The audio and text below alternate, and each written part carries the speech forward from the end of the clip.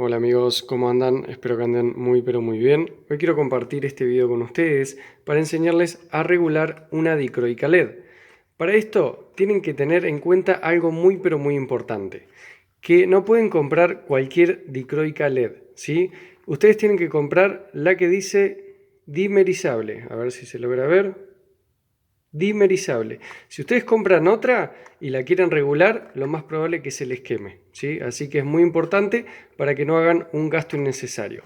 Bien, entonces, una vez que ustedes ya hicieron las conexiones, ¿sí? Cada dicroica tiene diferentes circuitos. En este caso, acá llevé neutro, después una sale para la dicroica y viene la corriente en uno de los bornes.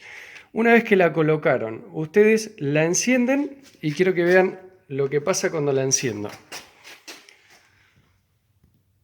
La enciendo y se prende y no regula, ¿sí?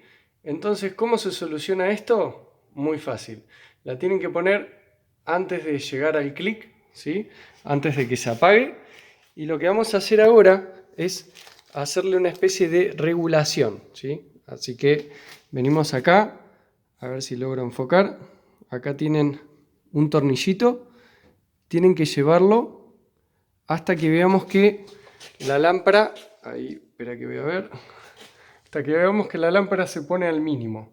Así que lo vamos girando, ahí está, ahí quedó al mínimo. Entonces ahí está regulada. Ahí, como ven, si yo subo o bajo la intensidad, queda funcionando normalmente. Cualquier duda o consulta que tengan sobre este tema me lo pueden dejar en la parte de los comentarios. No tengo ningún problema en ayudarlos. No se olviden de suscribirse y destrozar el botón me gusta, que de esta manera me ayudan un montón con el canal. Sin más nada que decir, les mando un abrazo enorme y que anden muy, pero muy bien.